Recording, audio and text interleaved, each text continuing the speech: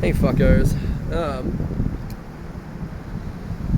How to hold a sword. You've just like done a heap of footwork and how that can interface with the rest. But how do you hold your funny LARP whack bat? I have done a video on how to hold a sword, like for historical fencing. The whole crux of it is with your fucking hand. But I'm gonna try and be really quick so that this is the thing that like I don't know, you're at LARP and you've got someone who's like, I don't know how to hold my sword, and you're like, oh, here's this video from this guy from Australia, just explain it.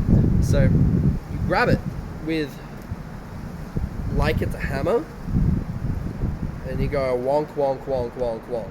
Cool. This is how you will baton whack things. In like knife circles, people who care about knives,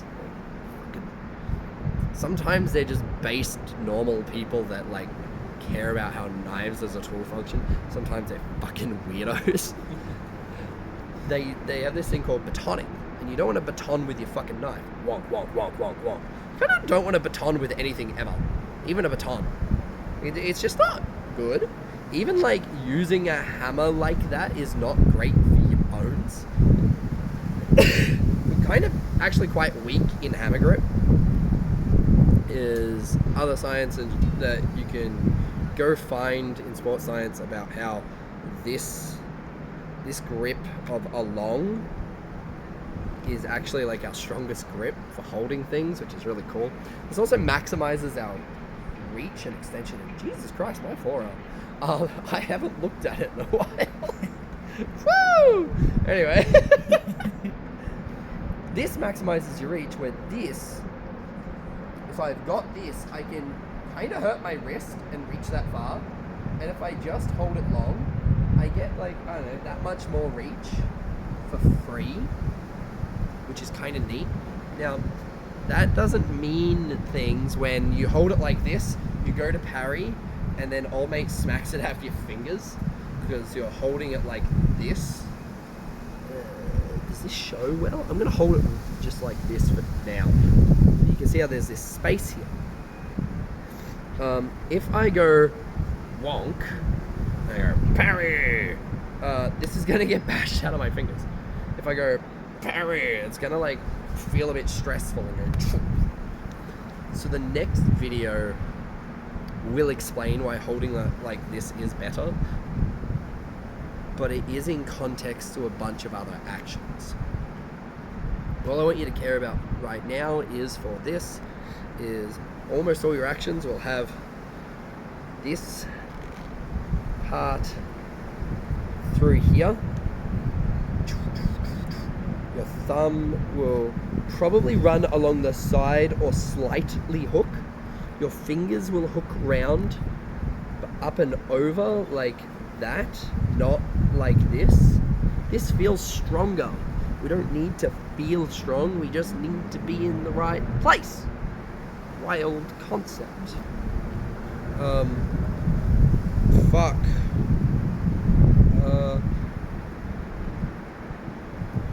If you look at pro strongmen or powerlifters, they only feel strong after their lift. During their lift, no one feels strong.